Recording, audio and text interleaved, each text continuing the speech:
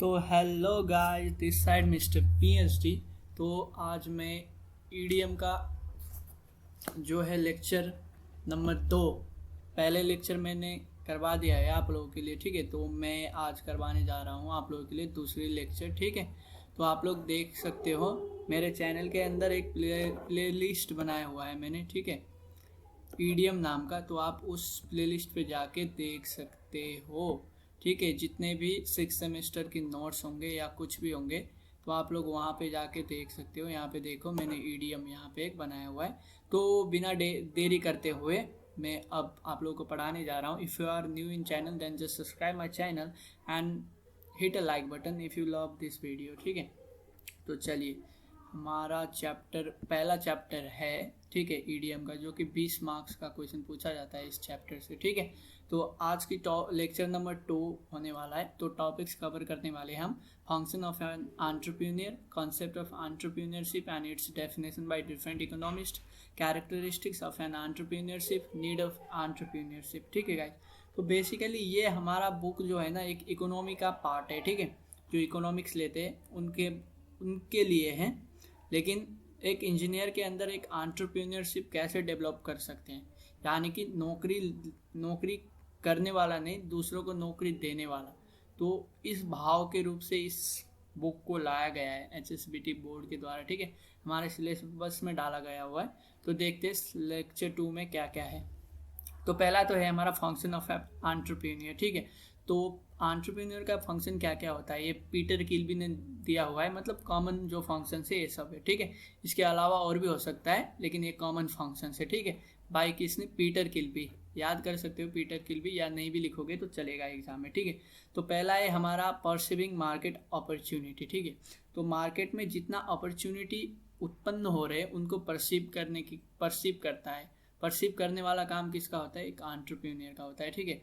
और gaining command over scarce resources, यानी कि जो दुर्लभ चीज़ें होती है, दुर्लभ रिसोर्सेज जो होती है ना, उसको गेन करना भी एक एंटरप्रेन्योर का काम होता है, ठीक है। और परचेजिंग इनपुट्स, मतलब कस्टमर की क्या क्या इनपुट्स है, क्या फीडबैक है, उनको परचेज करना और उस हिसाब से काम करना, ठीक है। मैनेजिंग फाइनेंसेस, तो की लागत, जो पैसे वाली काम है, कितना लगेगा, क्या क्या प्रोडक्ट उत्पादन करने में कितना पैसे लगेंगे, ये सब देखने वाला काम, ठीक है। और acquiring and overseeing assembly of the factory. Assembly बोले तो सभा, ठीक है, मतलब देखना कि का जितने भी लेबर है वो अच्छे से काम कर रहे हैं या नहीं कर रहे। अगर कोई लेबर को मतलब हायर करना है, एक्वायर करना है, ये सब काम भी कौन करता है? एक एंटरप्रेन्योर करता है, ठीक है। अपग्रेडिंग प्रोसेस एंड प्रोडक्ट, अगर प्रोडक्ट में कोई अपग्रेड करना पड़े तो भी ये काम कौन करता है? हमारा एक एंटरप्रेन्योर करता है। इंडस्ट्रियल इंजीनियरिंग, जो इंडस्ट्रियल इंजीनियरिंग के अंदर का आता है, minimising input with the given production process, ये काम भी हमारा एंटरप्रेन्योर करता है, ठीक है। और दूसरा है introducing new production technique and product, जितने भी नए प्रोडक्शन टेक्निक और प्रोडक्ट होते हैं इसको इंट्रोड्यूस करना भी इन्हीं का काम होता है। और managing human relation with the firm, तो कंपनी के अंदर ह्यूमन रिलेशंस कैसे, ये देखना। मैनेजिंग प्रोडक्शन क्या हो रहा है उसको मैनेज करना, मार्केटिंग करना प्रोडक्ट को, ठीक है। और कस्टमर और सप्लायर की जो रिलेशन है उसको भी मैनेज करना। और डीलिंग विथ ब्यूरोक्रेट बोले तो वो व्यक्ति जो मतलब गवर्नमेंट में है, ठीक है। मतलब कुछ कंपनी खोलने के लिए कुछ चीज़ें करना पड़ता है ना, अगर फॉर एग्जांपल, ऐसे नहीं बोल रहा हूँ कि अच्छी बात है, जो दारू के ठेके खोले हुए हैं बिहार में, तो वो लोग क्या करते हैं, जो वहाँ के नेता लोग हैं उसको पैसे देते हैं। तो एक डीलिंग यही हुआ ब्यूरोक्रेट, ठीक है। तो एक ब्यूरोक्रेट के अंदर रिलेशन अच्छा होना चाहिए और डीलिंग करने की भी एक खूबी होना चाहिए, ठीक है गाइज। तो फंक्शन ऑफ एंटरप्रेन्योर ये हुआ। अब नेक्स्ट स्लाइड पे देखते हैं concept slash meaning of entrepreneurship, ठीक है। तो इसमें बहुत सारे डेफिनेशन दिया हुआ है एंटरप्रेन्योरशिप की, आप किसी इनमें से कोई एक याद कर सकते हो, ठीक है। जैसे entrepreneurship like many other economic concept has long debated, it has been used in various ways and various senses। तो entrepreneurship का भी ना अलग अलग भिन्न भिन्न मत है, बहुत सारे अर्थशास्त्र के अंदर भिन्न भिन्न मत है, ठीक है। तो the world entrepreneurship has been, ये जो वर्ल्ड लिखा हुआ है ना, ये वर्ल्ड नहीं है, ठीक है गाइज, ये वर्ड है WRD, यहाँ गलत लिखा हुआ है, WRD होगा यहाँ पे। The word entrepreneurship has been derived from a French word entreprendre, तो देखो ये जो वर्ड है ना एंटरप्रेन्योर है, ये एक फ्रेंच वर्ड है, इससे हमारा एंटरप्रेन्योर क्या हुआ है, डेवलप्ड हुआ है। तो याद करना है ये वर्ड, ठीक है गाइज, तो याद करना है, जिसका मतलब होता है टू अंडरटेक, ठीक है।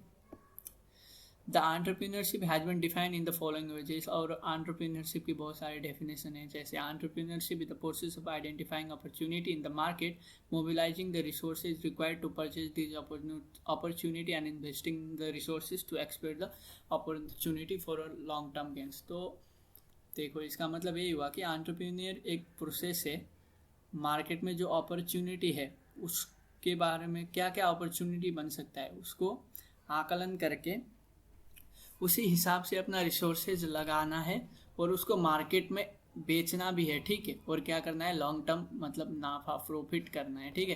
तो इंग्लिश में लिखा हुआ है, पढ़ लो। और दूसरा है the activity bringing together the factor of production namely labour land and capital required for producing good और सर्विसेज का एंटरप्रेन्योरशिप। और तीसरा डेफिनेशन भी entrepreneurship is the inclination attitude of mind to take calculated risk with confidence to achieve a predetermined business objective or individual, ठीक है guys. और देखो एक दो अर्थशास्त्री है इकोनॉमिस्ट, उन्होंने भी दिया हुआ है अकॉर्डिंग टू जे स्कॉप्टर और अकॉर्डिंग टू कोल, ठीक है।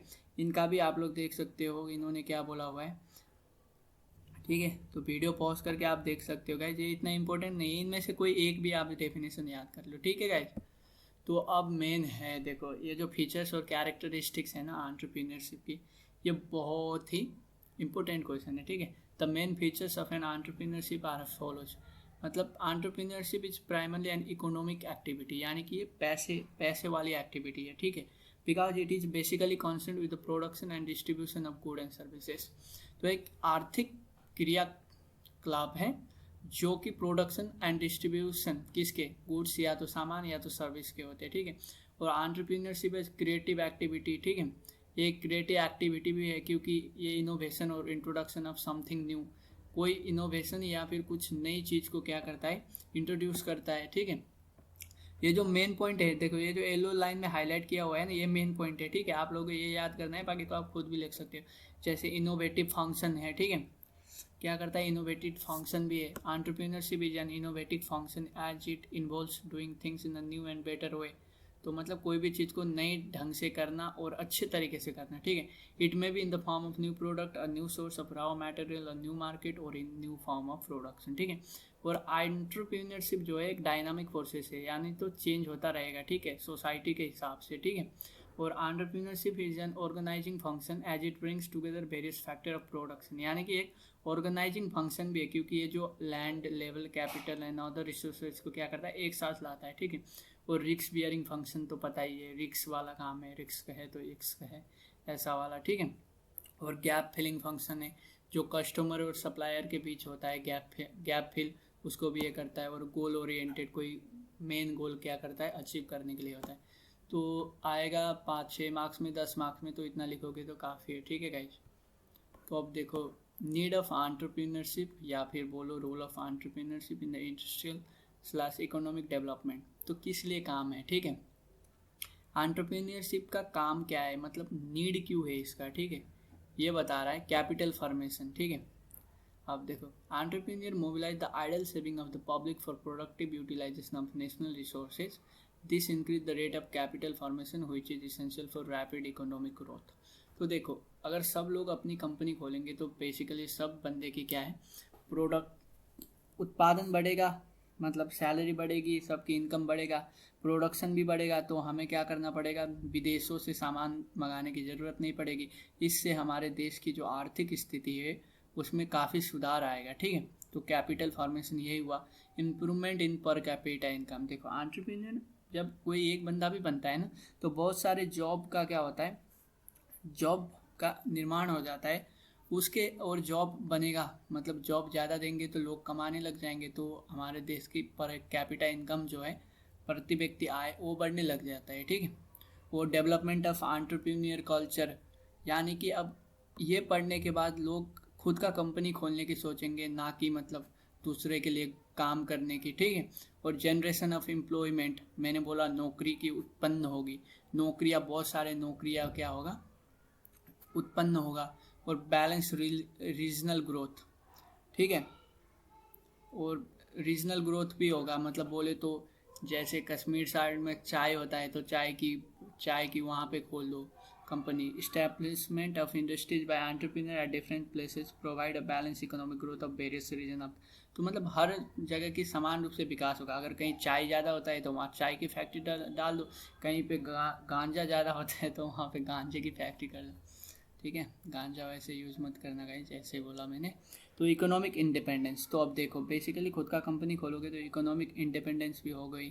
ठीक है, सोशल डेवलपमेंट होगा, सामाजिक विकास भी होगा एंटरप्रेन्योरशिप के कारण से, और कम्पिटिटिव मार्केट। ठीक है, तो देखो क्या है ना, कॉम्पिटिटिव मार्केट में हम कैसे सामना कर सकते हैं वो भी सिखाता है एंटरप्रेन्योरशिप। ठीक है, और यूटिलाइजेशन ऑफ लोकल रिसोर्सेज, मतलब लोकल रिसोर्सेज को यूटिलाइज भी करता है। ठीक है, तो जैसे आप लोगों को पता ही होगा दारू ये जो हम चावल खाते हैं इससे भी बनता है। ठीक है, अगर हम इसको यूटिलाइज करेंगे तो वो चावल को सड़ा के हम दारू बना सकते हैं और यहाँ से भी पैसे बना सकते हैं एज ए इकोनॉमिस्ट। ठीक है, तो अर्थशास्त्री लोग ऐसे सोचते हैं, हालांकि दारू पीना गलत बात है, लेकिन देखो सड़े हुए चावल से भी दारू बना सकते हैं। तो यहाँ पे क्या हुआ, हमारा रिसोर्सेज का यूटिलाइज हुआ। ठीक है, और देखो बैकवर्ड एंड फॉरवर्ड लिंकेज तो होता ही है। And entrepreneur initiate change to which has a chain, ये चेन होता है। ठीक है, बैकवर्ड एंड फॉरवर्ड वाला। तो ये हमारा क्या है, एंटरप्रेन्योर का इसलिए नीड है, मतलब एंटरप्रेन्योरशिप हमें क्यों करना चाहिए, ये इसका नीड है। ठीक है गाइज, तो अगर आप लोगों को वीडियो अच्छा लगा हो तो वीडियो को लाइक कर देना। ठीक है गाइज, और अपने दोस्तों के साथ शेयर कर देना। ठीक है, ये तो कॉमन है, सब ब्रांच जितने भी ब्रांच है सबके लिए कॉमन है।